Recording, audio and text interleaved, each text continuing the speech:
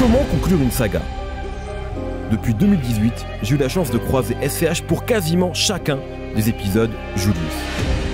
Il était donc naturel qu'on se retrouve au Théâtre du Châtelet, où il a donné un concert symphonique pour faire le bilan de cette épopée si particulière.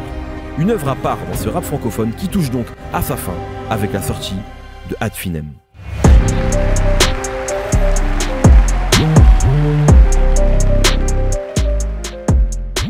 SCH, comment ça va? Bah super, et toi? Très bien, très bien, très bien. Ça fait longtemps qu'on ne s'est pas vu. Ça fait, oui, ça fait deux projets. Ouais, un truc comme ça. Ouais, deux projets. Un truc comme ça. On se voit parce que là, il y a quand même, il se passe quelque chose. C'est un peu je crois, la conclusion d'une saga. C'est la fin d'une œuvre, si je Ouais. puis dire, tu vois. Ouais. Et non, c'était important qu'on vienne débriefer autour de tout ça, tu vois. Et je suis content d'être avec toi. Pareillement, qu'est-ce que ça fait de mettre un point final? Enfin, j'imagine, après, on ne sait jamais. Hein. On sait C'est pas. comme ça, les Marvel et tout, comme on disait en antenne, il y a toujours. Petit doigt qui le bouge. héros peut toujours, exactement. Mais qu'est-ce que ça fait de conclure une saga? Un brin de nostalgie, je pense, Ouais. tu vois. Et après, ça va rester, tu vois. Et c'est ce que je me dis qui est cool. Mais je suis un peu triste, ouais. Ah ouais? Ouais, c'est la fin de quelque chose, tu vois. Ouais. Et malgré tout, je suis attaché à cette œuvre-là. Mais après, comme je t'ai dit, je reste pas sur mes acquis. Bien voilà, sûr. mais ça aura été de belles années de conception. Ouais. Est-ce que, parce que tu vois, tu aurais juste pu faire un Julius, et puis tu vois, c'est un album concept, Ouais. puis voilà, tu en as fait 4. Est-ce que maintenant que c'est fini, il n'y a pas quand même une forme de libération? Parce que j'ai l'impression que c'est, non pas que tu étais prisonnier, mais tu as quand même ce truc de je dois coller à quelque chose. Ouais, Est-ce que maintenant que c'est fini, ouais. ça fait pas du bien aussi de se dire allez, je passe à autre chose? Ouais. Il y a beaucoup de ça aussi. Et je me dis aujourd'hui, tu sais, je me suis mis pas mal de lignes de conduite, de fils rouges à suivre Ouais. au fil des projets. Et là, aujourd'hui, c'est vrai que je suis un peu libéré de ça, tu vois. Donc, je vais pouvoir aller explorer des nouvelles zones et ça déchire. Je suis content. Parce qu'il y a des trucs que tu n'as pas le droit de faire dans les Julius. Il y a des Un trucs, peu. oui. On voit que le public a un peu de mal à Oui, voir. je me suis ou- même fait un peu gronder aussi. Ouais, on va en Mais voilà, parler. on va en parler. On va en parler. Mais en tout cas, Ouais. je suis libéré de ce côté-là, c'est vrai. Bon, on va se poser. Allez, let's go. Let's go, c'est parti.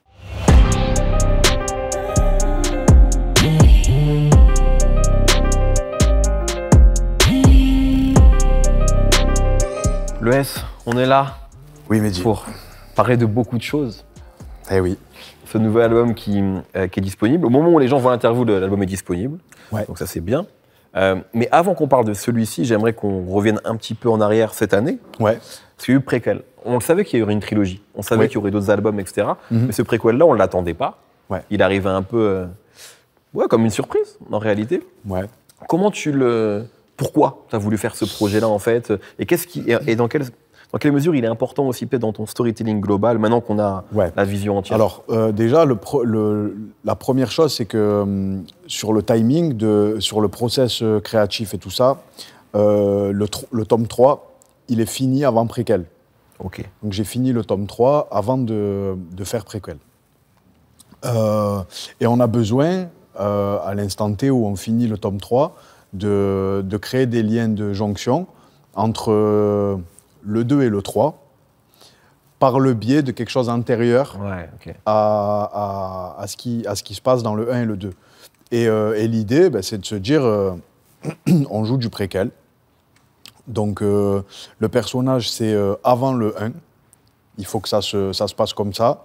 Et moi, je regarde dans mes anciens backups et je tombe sur deux titres que je veux me servir comme pièce maîtresse pour développer la suite. Donc, je me réouvre les sessions, je m'imprègne du truc. Il y a des chutes du tome 3 qui ne sont pas assez matures, parce que je pense que le tome 3, c'est mon projet le plus mature, tu vois, en termes de personnage. Ouais. Je trouve que c'est l'homme, tu vois, qui vit la fin de son histoire. Bien sûr. Et donc, on prend les morceaux qui sont un peu plus fougueux et on dit, OK, là, on a la première ébauche de ce qu'on veut développer. Et après, je suis rentré en sud et j'ai bossé des autres morceaux autour de cet univers préquel.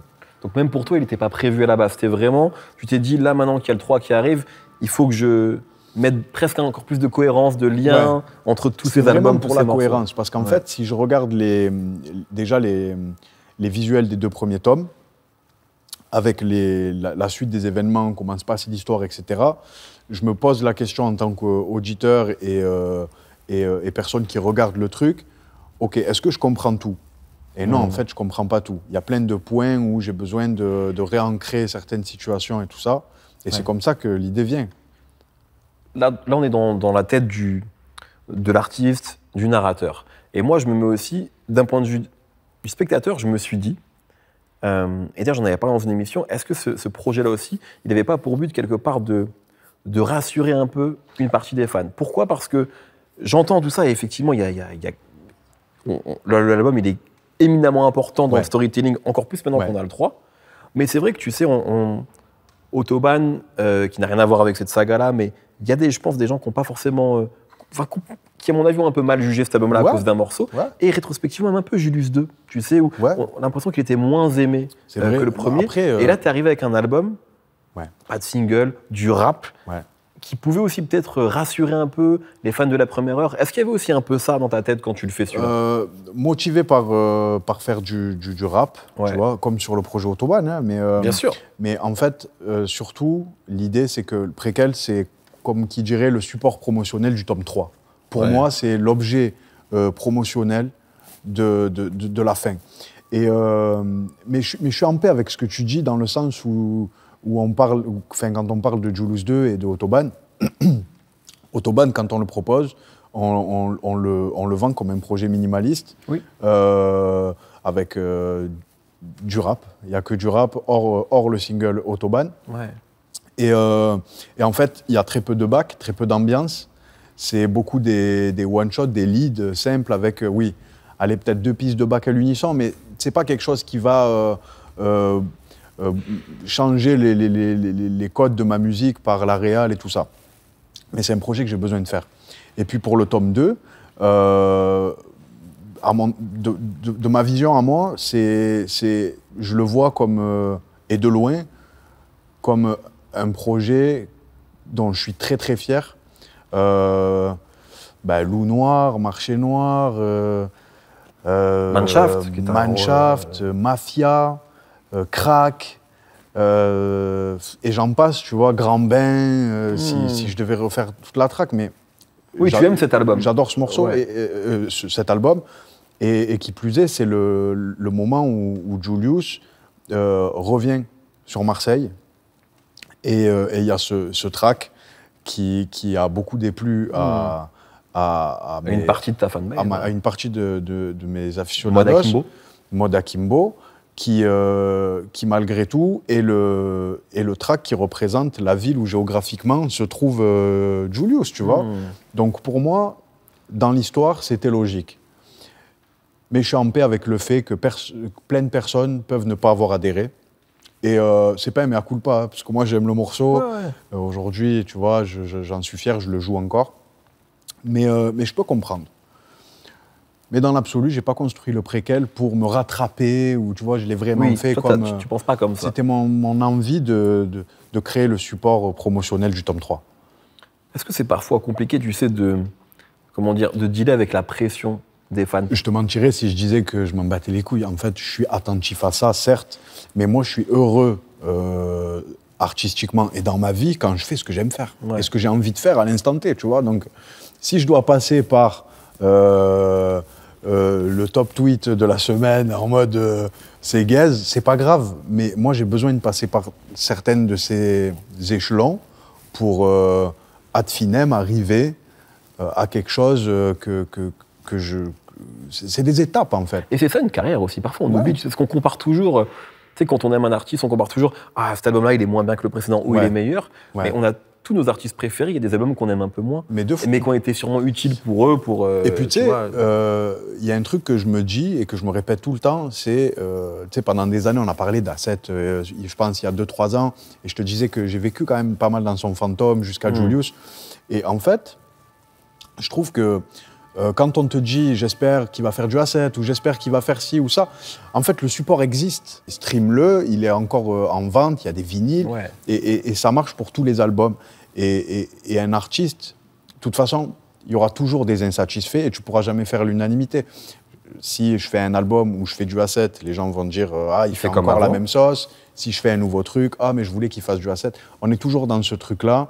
Et moi, je n'ai pas envie d'être dans ce conflit. Moi, je fais ce que j'aime, ce que j'ai envie de faire. Tu vois.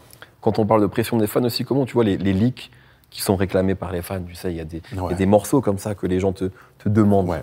Alors, sur ce qui est des leaks, on a tout rejoué.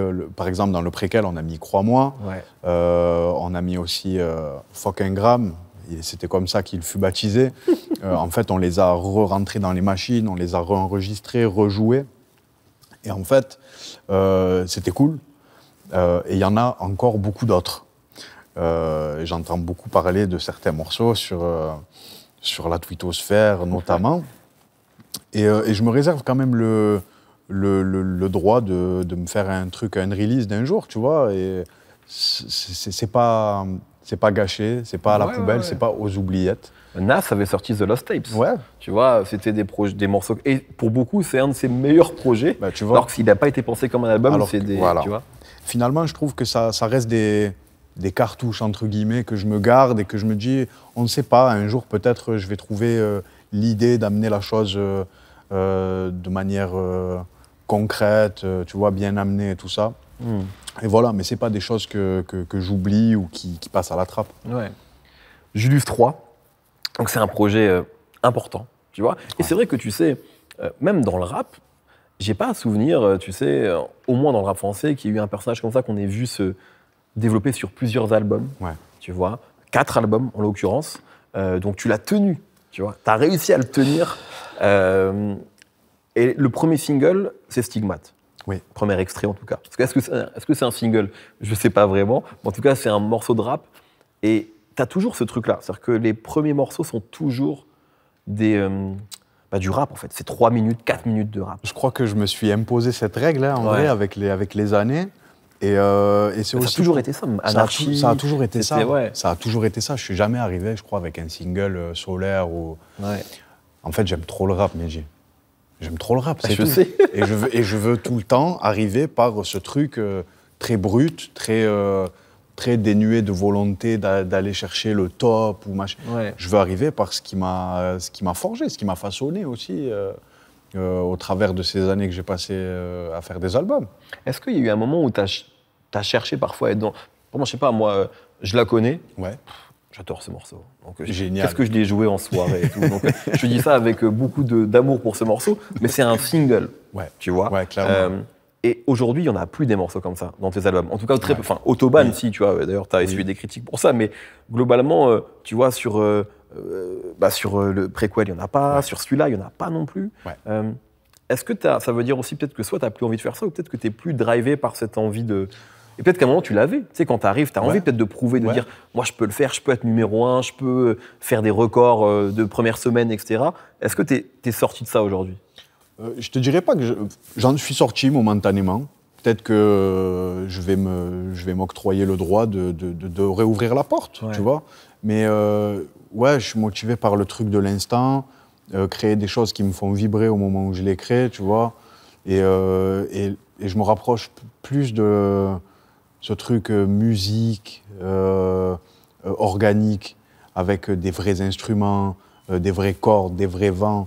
Et pour le tome 3, pour moi, c'était vraiment... ça devait vraiment faire partie intégrante du projet. Et c'est pour ça que j'ai laissé cette porte-là fermée, tu vois. Et je me suis dit, aujourd'hui, j'ouvre la porte au travers de laquelle je vois cette lumière qui m'appelle et j'y vais.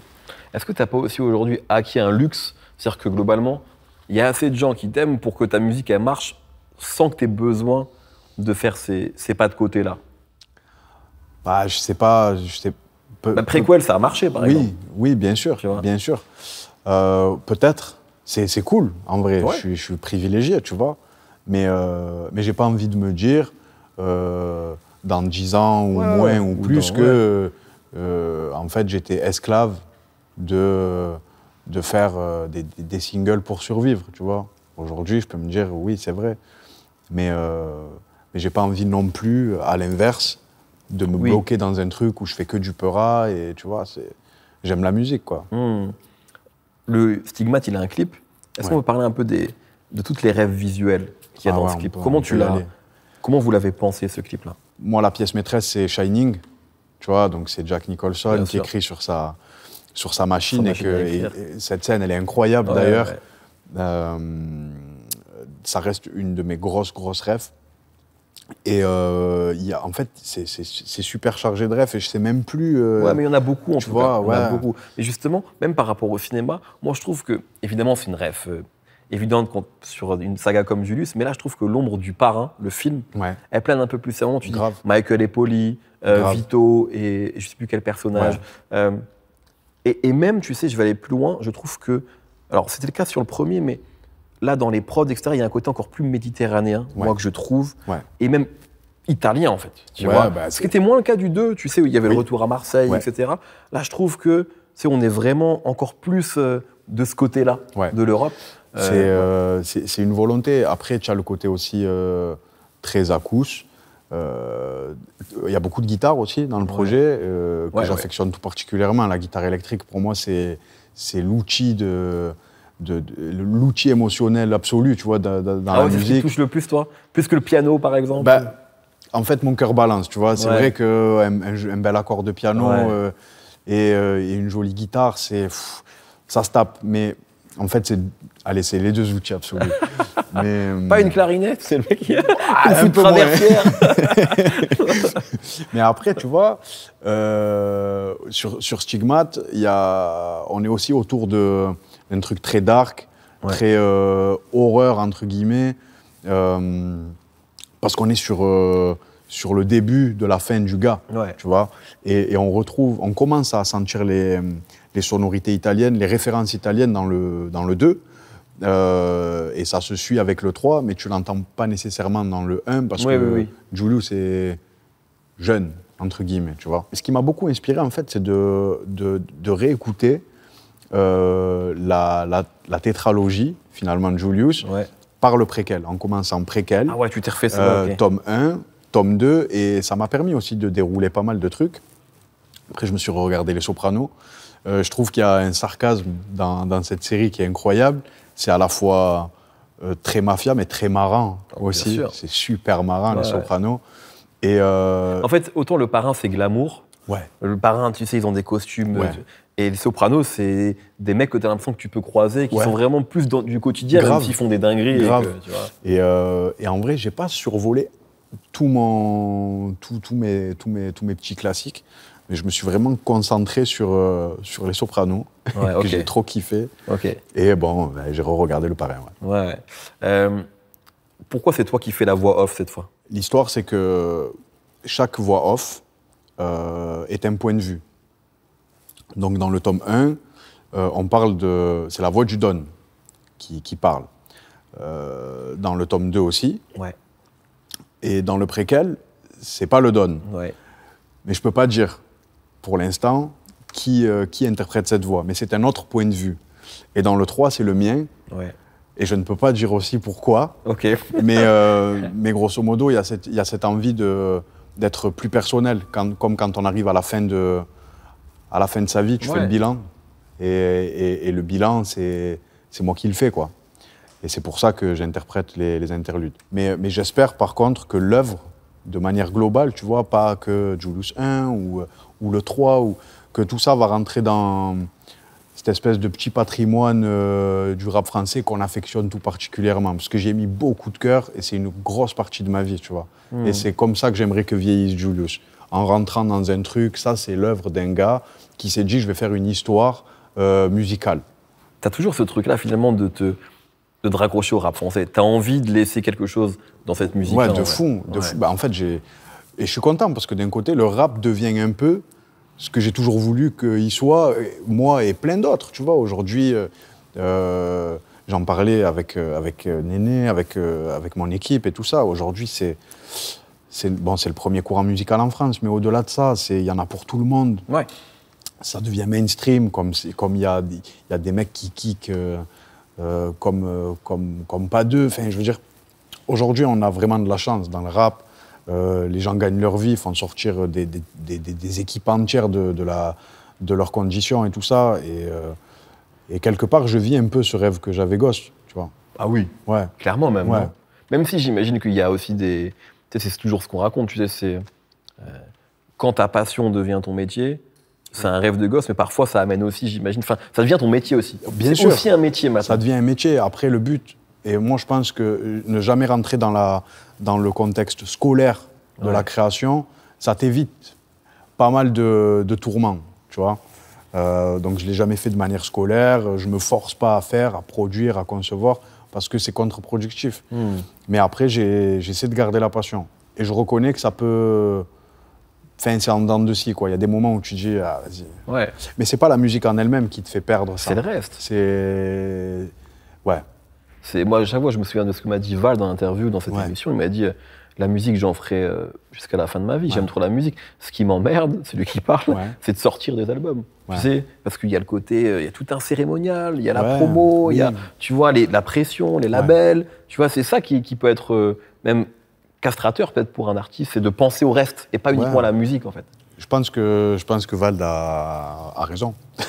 Mais oui, tu ajoutes à ça aussi l'environnement, tout ce qu'on fantasme sur les rappeurs, tous les fantasmes qu'il y a autour de leur vie, et ça crée une petite malédiction qui s'accroche aussi à ton rêve finalement, et tu vis avec ce rêve et cette malédiction côte à côte. T'as parlé de 2000, c'est de la chanson française en fait. Et c'est pas la première fois que tu fais finalement des choses comme ça, parce qu'en fait, des Julius, tu vois, enfin il y avait des choses chantées, des choses inspirées par la chanson française, mais ce morceau-là, il va peut-être encore plus loin dans ton amour de la chanson française. Je vais pas t'inventer d'histoire sur le morceau, la vérité c'est que je reçois une prod et la rythmique me parle, parce que la rythmique réveille en moi des souvenirs de quand j'étais gosse en fait, c'est tout, tu vois, et voilà comment le morceau se crée.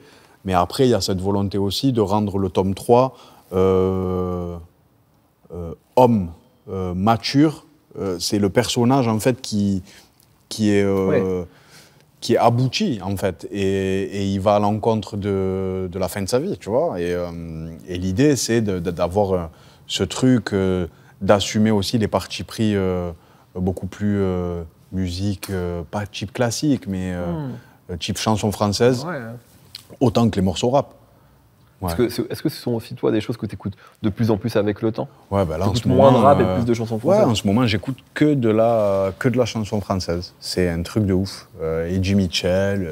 C'est qui ton goat de la chanson française? Si tu peux en choisir un. Franchement, je peux pas en choisir un, mais je peux te dire ce que j'écoute le plus fréquemment. Balavoine. Michel Berger. Dans un autre registre plus jeune, De Palmas. De Palmas. C'est Mariol, Calogero. C'est en réal, en créa, c'est trop.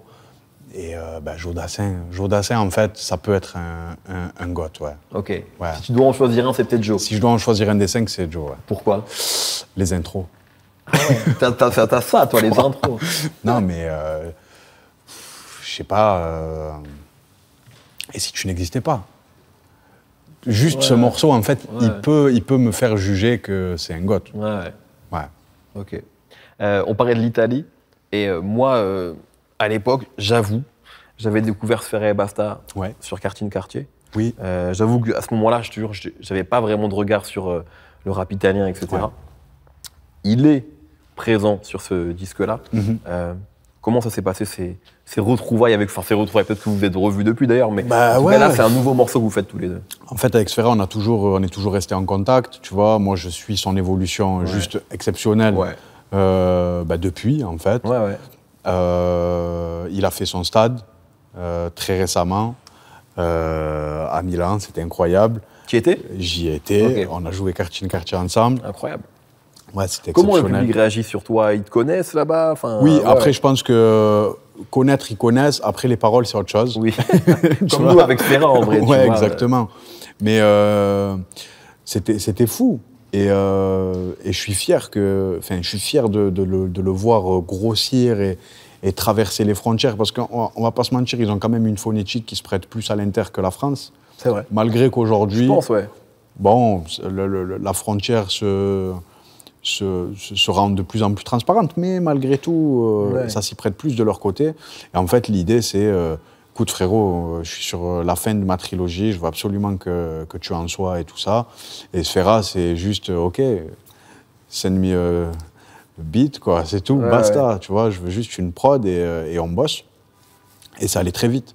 Ça allait très vite, et je voulais un truc dur. Et c'est ce qu'on allait chercher. Toi, tu as fait plusieurs collabs avec des rappeurs européens. Je pense que la France a été un pôle de rap pour l'Europe. Ouais. Je pense que vraiment le reste de l'Europe a beaucoup écouté les rappeurs français. C'est clair. On n'a plus besoin de traverser l'Atlantique. Il y a moins de fantasmes au travers de ça, d'ailleurs, beaucoup moins qu'avant. Et je trouve que nos Européens ont du talent. Tu vois, non, mais c'est vrai, quand je regarde l'ascension de Mourad en Espagne, bien sûr. Quand je vois comment travaillent les Allemands, genre Farid Bang et tout ça, c'est incroyable ce qu'ils font. Ils font tout seuls. Les concerts, c'est eux qui produisent, ils pressent leurs CD, c'est impressionnant. Et en fait, on est au pli, quoi. On est au pli et c'est bien que l'Europe se rende forte, tu vois, parce que c'est un gros continent, malgré tout, tu vois. Bien sûr. Aujourd'hui, bien sûr. En Europe, on est bon. Ouais, de ouf. Est-ce que quand même est-ce qu'il y a un rappeur américain avec qui tu aimerais collaborer un jour? Post Malone. Ah ouais. Post Malone. Post Malone. Je crois que c'est le seul. Il y a 21, mais Post Malone. Pourquoi? Parce qu'en plus, maintenant, il fait plus de la country que du rap. En fait, c'est aussi la versatilité. Genre, il est trop fort, en fait. Il fait tout. Ouais. Il fait tout et je trouve qu'il a une sensibilité, il a un aura et ça se voit, c'est un beau mec. Ça se voit que c'est un putain, j'ai envie d'écouter ça maintenant. Je vois, il y a un truc en plus, visuellement, je vois le clip là. On va peut-être le voir en IA prochainement. Ça te fait peur ça, l'IA et tout dans la musique ou tu t'en fous un peu? Moi, je suis contre le fait qu'on s'en serve pour écrire et pour créer quelque chose de brut. Après, l'utiliser comme support. Ouais, c'est une aide, un outil. Voilà, l'utiliser comme une aide. Pour faire, je sais pas, pour faire plein de choses en vrai. Mais je suis entièrement contre pour ce qui est de la créativité à l'état pur. Il ne faut pas écrire un texte pour moi avec ChatGPT, il ne faut pas s'aider de ça pour faire des mélos ou je sais pas, tu vois. Après, je suis attaché quand même à ce truc de l'âme, en fait. La musique, on en a tous en nous et c'est la résonance de ton âme, en fait. Et tu ne peux pas mettre une machine entre toi et cette résonance. Ouais. Après, il y en a qui ne seront pas d'accord avec ce que je dis. Après, ça reste mon humble façon de voir la chose. Sur l'album, tu l'as dit, évidemment, c'est Julius vers la fin de sa vie. Ouais. Et donc la fin de son histoire. Et j'imagine que quand tu sens que c'est la fin, tu repenses beaucoup à avant. Et je trouve que le projet, il y a une forme de mélancolie, qui est méditerranéenne et même marseillaise dans le rap marseillais. On en a déjà parlé, le rap marseillais a magnifiquement retranscrit souvent la mélancolie, mais aussi la nostalgie. Ouais. Tu vois, je trouve qu'elle est assez présente. Et moi, il y a un morceau qui est pour moi le chef-d'œuvre de l'album, c'est Anamnèse, que j'ai trouvé incroyable. Très rap, hein. Très rap. Très rap. Full rap, en très fait. Rap. Et aussi, au moment, je connaissais pas le mot d'ailleurs, hein, tu m'as appris un mot, et du coup, qui renvoie en fait à des souvenirs qui peuvent être refoulés, en tout cas, ne pas s'oublier. Et donc, c'est un peu pour moi, comme il y a beaucoup de nostalgie et de mélancolie dans cet album-là, j'ai l'impression que c'est le morceau qui est presque le plus représentatif de l'ambiance de cet album-là. Je vis des choses qui sont dures et ça me nourrit en fait. C'est tout, tu vois. J'ai toujours été beaucoup plus nourri par des coups durs de ma vie que par les moments cool. Tu vois, limite, ça me nourrit pas les moments cool. Tu vois, ça reste dans mon cœur et mon esprit, mais c'est pas ce qui va m'inspirer. Par contre, quand il se passe des trucs durs, là, ça m'inspire. Et aussi, ce truc de anamnèse, je pense que pour la partie vraiment fictive, c'est tous les souvenirs, les mises en corrélation de plein de choses qui se sont passées dans la vie de Julius, qui se mettent ensemble et qui le font se rendre compte, finalement, de ce qui se passe pour lui au moment de Ad Finem, tu vois. Ouais. Est-ce que c'est pas triste, finalement, d'être inspiré que par la tristesse ou la souffrance. Ouais, de fou. Ouais. De fou. C'est triste de ouf. C'est terrible quand même. Mais en même temps, pour moi, il n'y a rien de plus beau qu'une chanson triste. Oui, et je pense pour tout le monde, c'est ce qui provoque le plus d'émotions. Mais c'est dur pour l'artiste. Tu sais, c'est comme quand on dit Eminem, je préférais quand Eminem il était drogué et dépressif, mais c'est dur pour lui, maintenant qu'il s'en est sorti. Oui. Est-ce qu'on peut faire de la bonne musique en étant heureux? Je pense qu'on peut avoir des vibrations différentes, tu vois. Je pense qu'on peut apporter des émotions différentes. Mais maintenant, moi, je suis attaché aux émotions de peine et de tristesse. Ouais. Je suis attaché à ça. Donc, quelque part, je vais te dire que c'est triste d'être inspiré par des choses négatives. Mais en même temps, ça m'a toujours aidé à faire des morceaux qui me tiennent à cœur, tu vois. Donc, je suis un peu tiraillé par ce. Et en même temps, tes plus grands succès, c'est des morceaux un peu plus légers, tu vois, et fade-up, bande organisée. C'est sûrement des moments où tu es dans une vibe un peu plus cool et plus légère. De ouf. Et j'aime jouer les deux terrains, tu vois. J'aime jouer les deux tableaux. J'aime faire du showcase, comme j'aime faire du concert, du festival. C'est ce qu'on fait depuis 10 ans. Est-ce que c'est dur parfois, quand on vient d'où tu viens, de refuser des grosses sommes d'argent pour des trucs un peu balourds? Non. Non, t'as plus de problèmes. Peut-être t'en as jamais eu d'ailleurs. Non, en vrai, c'est pas ça. J'ai eu beaucoup de galères. J'ai eu beaucoup de galères et certainement que plein de gens s'imaginent que je suis à l'abri depuis A7, tu vois. Tu le dis d'ailleurs sur le projet. Oui, alors qu'absolument pas, mais le courage mieux que l'argent, vraiment. Tu vois, et j'ai jamais été motivé à faire de la musique pour gagner de l'argent. Jamais. Jamais. Je me suis jamais dit, avec ça, je vais faire de l'oseille. Jamais. Mais est-ce que c'est parfois dur, je sais pas, juste de refuser des... J'imagine qu'on doit te proposer parfois des billets lunaires, stupides même, pour des trucs faciles à faire, que t'as pas l'air de faire, parce qu'en fait, quand on regarde... Après, je me suis imposé, moi et toute mon équipe, on s'est imposé une ligne de conduite qu'on doit respecter. Et que c'est pas l'argent qui nous fera changer cette ligne de conduite. À partir de ce moment où on s'est dit tous dans les yeux qu'on allait la suivre, on la suit, tu vois. Après, des fois, dire non à quelque chose, ça va ouvrir la porte à quelque chose de plus grand et de plus chouette, tu vois. Je reste dans cette optique. Est-ce que c'est un milieu qui peut niquer ta passion? Toi, t'es un passionné de rap? Complètement. Complètement. Moi, je suis amoureux de musique. Par contre, je déteste... l'industrie. Je déteste tout, en fait, ce qui se passe autour et qui n'a rien à voir avec la musique, en fait. Moi, je fais de la musique. C'est tout ce que je kiffe. Je fais de la scène et de la musique. Je suis ingé pour le reste de l'année. Et puis, ma vie, elle se résume à ça, tu vois. Et tous les trucs qui parasitent un petit peu cette espèce de bonne énergie qu'on met en stud et tout, et qu'on essaye de maintenir dans le verre, ça me fatigue. Est-ce que parfois ça donne envie de raccrocher les crampons, ça a pu des fois te dire, bon, à quoi bon? Ou peut-être de partir, tu sais, tu vois, faire une pause. Quand ton amour pour la musique devient plus faible que ce que tu détestes pour ces choses, je pense que c'est le moment de raccrocher. Pour l'instant, mon amour pour la musique, il est encore plus grand que tout ça. Mais bon, je suis humain. Il y a une rencontre au sommet avec un autre humain sur l'album. Un truc qui n'avait jamais eu lieu dans ce rap francophone.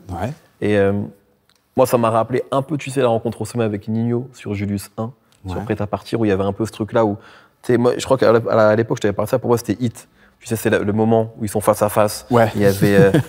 c'est le moment du film, tu sais, où il y a Nino et SCH qui parlent. Et là, c'est un peu pareil avec Damso, du coup, que j'avais pas cité, où en plus, la manière dont... Parce qu'on n'a pas parlé de la réalisation musicale sur l'album, mais la manière dont le morceau est amené, il y a un côté très épique. Tu vois, parce que les morceaux se suivent, etc. Et la manière dont le morceau est amené, tu dis, là, c'est la scène d'action du film, presque. On y est. Tu vois, exactement.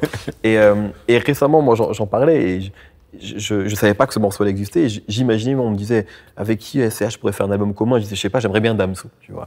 Parce que pour moi, il y a un côté, alors c'est pas un album commun, c'est un morceau, mais il y a un côté, tu sais, jusqu'au boutiste dans votre manière de faire la musique.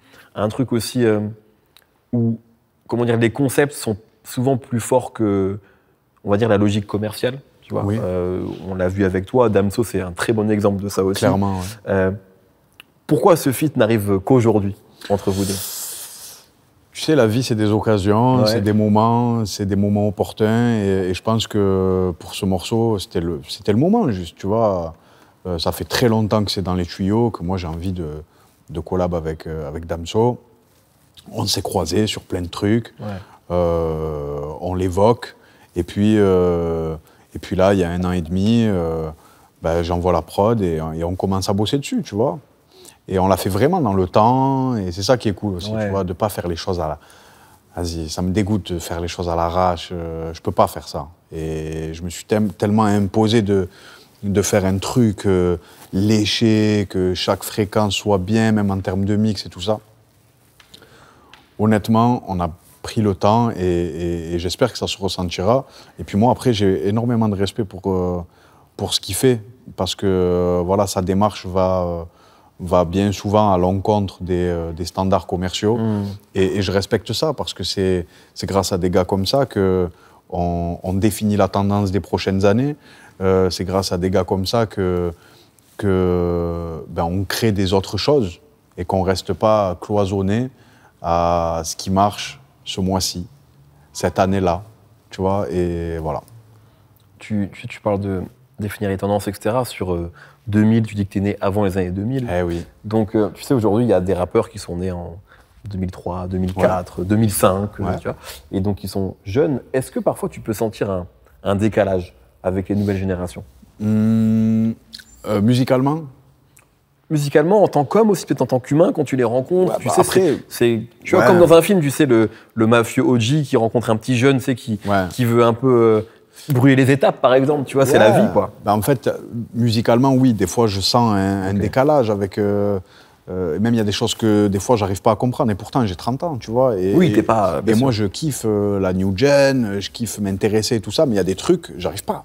Ouais. Je me dis, non, ça, je peux pas. Tu vois, je peux comprendre les énergies, je peux comprendre...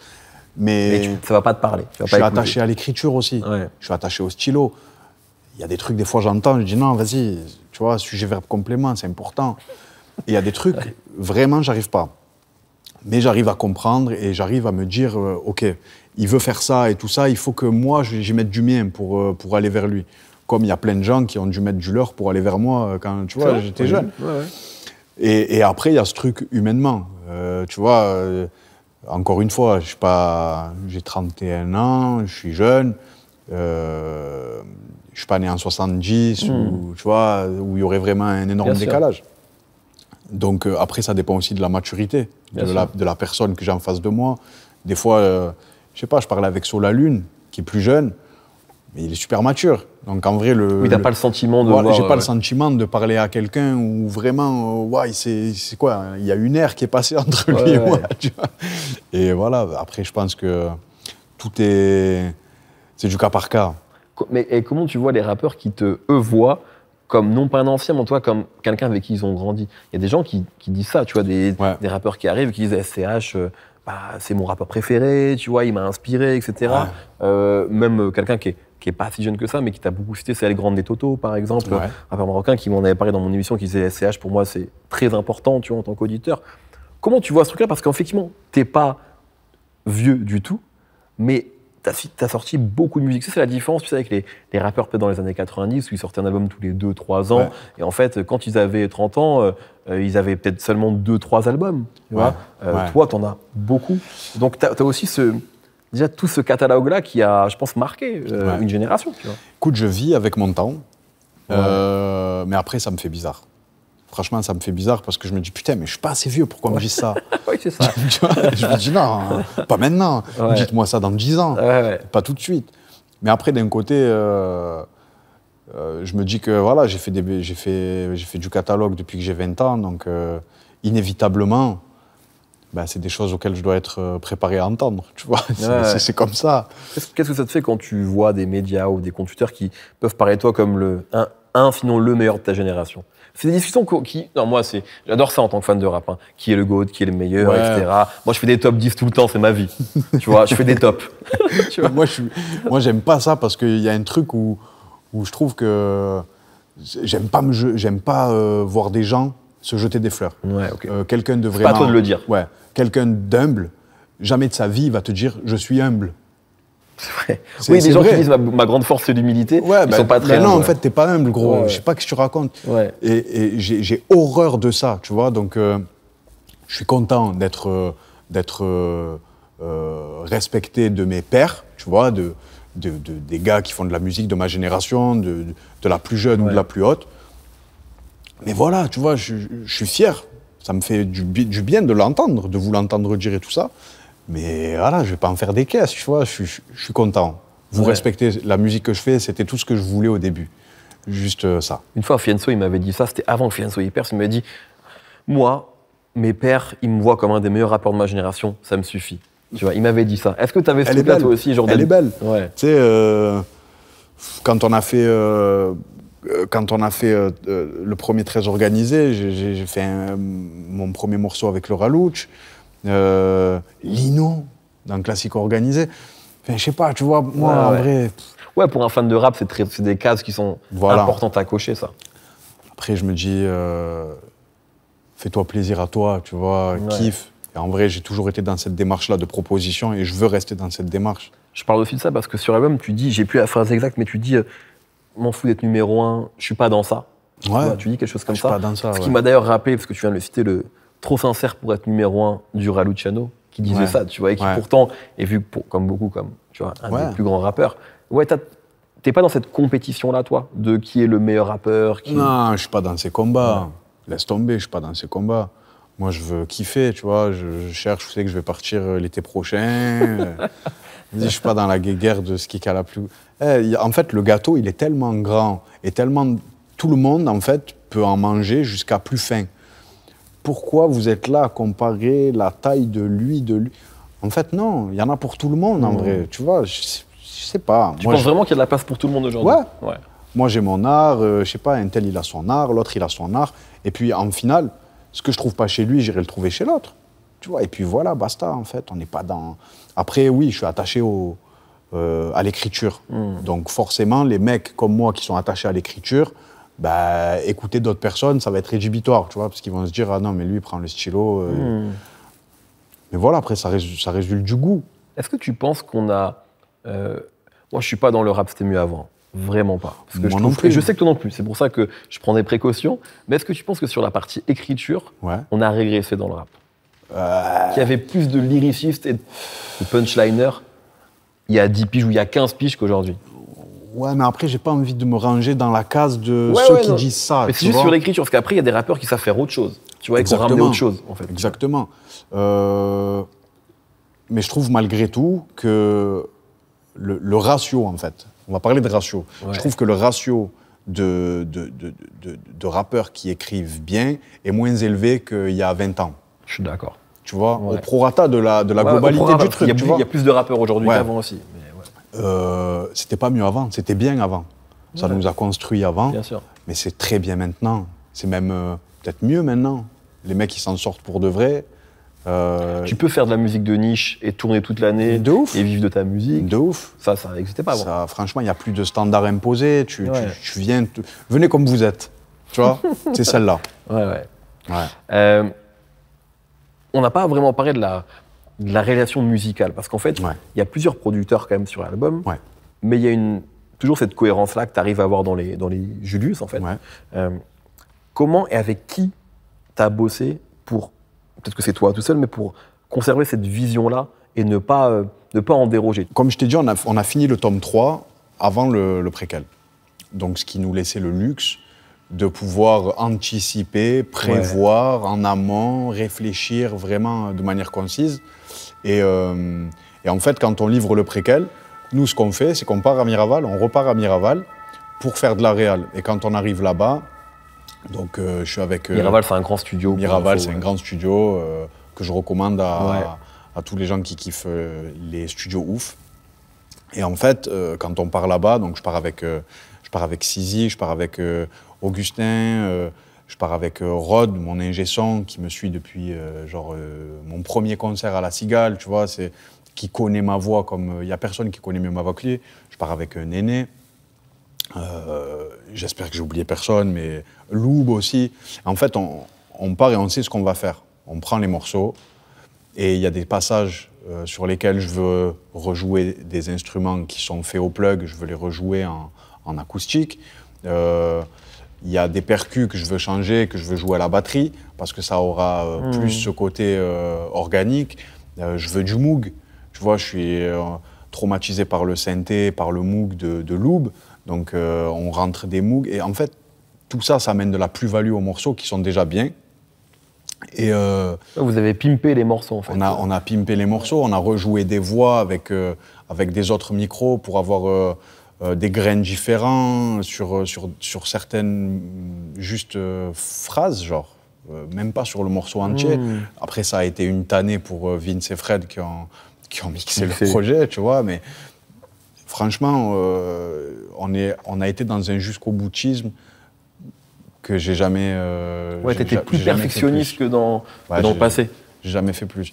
J'ai tout réalisé avec Néné, Kevin Illem, qui, tu sais, pendant des années, je me suis dit quoi, il faut trop qu'un jour quelqu'un invente une espèce de port HDMI qu'on pourrait se mettre dans le cou et en fait se brancher à un pote pour lui donner la vision qu'on a. Et sauf qu'on ne peut pas faire ça. Non, pas encore en tout cas. Pas encore. Bon, et je m'inquiéterais si demain on peut le faire. Oui. Mais l'idée, c'est de pouvoir donner ces idées à quelqu'un et qu'elles soient reçues de la manière la plus fidèle possible.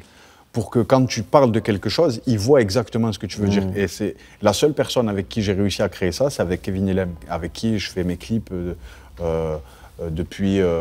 on a commencé vraiment de rentrer dans le vif du sujet, sur le préquel et tout ça, tu vois. Et en fait, c'est vraiment des supports sur lesquels tu peux te reposer et te dire que tu es tranquille quand ça va être fait parce qu'il a la même vision que toi. Et c'est pareil pour Néné, avec qui on a beaucoup fait de réal. Je sais pas, on a fait peut-être 8 mois de réal, tu vois, sur le projet. C'est énorme. C'est énorme. On a écouté le projet peut-être 300 fois, 400 fois, je sais même plus dire, tu vois. Je crois qu'il connaît les minutages. Peut-être même qu'il connaît les codes ISRC de tête, je sais pas. Mais en gros, on a été super impliqués. Est-ce que du coup, 8 mois de réal, c'est beaucoup, sachant que l'album était déjà fini, etc. Est-ce que tu as le sentiment que c'est l'album le plus important de ta vie? Je dis pas le meilleur ou quoi, c'est trop tôt, mais le plus important C'est clairement le plus important de ma vie. Okay. C'est le projet où j'ai mis tout ce que j'avais. Tout mon savoir-faire à mon échelle, tous mes chips, tout. Vraiment. Ouais. Du coup, le fait de sortir l'album le plus important de ta vie, c'est de sortir aussi, à la fois, on l'a dit, la conclusion d'une saga, mais aussi un album qui t'a autant pris. Tu vois, émotionnellement et physiquement. Ouais. Qu'est-ce que ça te fait de le lâcher aujourd'hui, là? C'est pas une valeur exacte, la musique. Donc, on est tous persuadés, à notre échelle, qu'on a fait quelque chose de grand. Maintenant, si le public décide que c'est petit, ben, ce sera petit pour le public. Mais pour nous, ça restera grand dans nos cœurs. Ouais. Et c'est ça qui est important. Tu vois, parce qu'on a été peut-être 30 personnes à bosser sur le projet. Et nous tous, en fait, on sait qu'on a fait quelque chose de grand dans nos cœurs. Et c'est ça qui est important. La satisfaction que j'ai quand j'écoute le master, et que je me dis, en fait, on a tout fait, tu vois. Et cette pointe de nostalgie, bien sûr, parce que c'est la fin de quelque chose. Et je voulais finir l'œuvre comme j'espère croire que les gens attendent que je la finisse, tu vois. Et je peux pas bafouer Julius. Franchement, c'est l'œuvre la plus importante de ma carrière, tu vois. J'ai fait 10 albums, 9, 10, je sais plus, et ça en regroupe 4. Tu vois. Ouais, c'est clair. Oui, et puis c'est aussi, je pense que, tu vois, pour beaucoup A7, etc., mais A7, tu l'as fait de manière instinctive, j'imagine. Ouais. Donc, il n'y avait pas toute cette réflexion, ce storytelling que là, il y a autour des Julius, quoi. À un moment, tu as une phase que je trouve mortelle où tu dis j'ai fumé du shit au lieu d'aller voir un psychiatre. Ouais. Et tu parlais des Sopranos. Ouais. Et il y a Dr Melfi dans les Sopranos, la fameuse. Ouais. Est-ce que toi, juste à un moment, t'as déjà imaginé, tu sais, genre, tu sais, quand t'as toute cette vie qui est pas normale, la vie que t'as, tu vois, tout ce qui se passe, le succès, les sollicitations, est-ce que t'as déjà eu envie d'aller voir quelqu'un, de parler à quelqu'un? Bien sûr, mais après, il n'y a aucune honte. Ah non, pas du tout. Pas du tout. Ça reste quand même un tabou, je trouve. Peut-être dans le rap, je pense dans la société un peu moins. Dans le rap, c'est un peu genre, tu vois. Moi, je pense très sincèrement, dans la manière dans la manière qu'on a été éduqué, dans les endroits où on a grandi et tout ça. Oui, c'est genre pour les fous. Ouais, un pote qui vient te voir et te dit je suis au psy, c'est bon, il a craqué lui aussi. Mais en fait, non, c'est pas du tout ça, tu vois. Donc, c'est quelque chose que je me réserve le droit de faire, tu vois. Je suis pas. Et des fois, ça peut être important. Ça peut être même vital, tu vois, parce que la santé mentale, on la pointe pas assez du doigt. Mais, tu sais, tu te blesses une jambe, tu te blesses un bras, c'est une chose, mais tu perds la tête. Ouais. T'aurais pu, à un moment, perdre la tête? Ouais, bien sûr. Ouais. Bien sûr. Et moi et tous les autres qui vivent la même chose que je vis, tu vois, c'est... Ouais, tu peux craquer. Tu peux craquer. Après, il y a ce truc de... Je pense qu'il y a la force d'esprit, il y a aussi l'entourage qui est important. Bien sûr. Et il y a l'épreuve aussi. C'est l'épreuve que Dieu te donne. C'est l'épreuve que la vie te donne. Et c'est comme ça. Et je pense que plus on est éprouvé, plus on est aimé. Ouais, tu vois ça comme des choses, en tout cas, c'est des leçons à chaque fois que tu...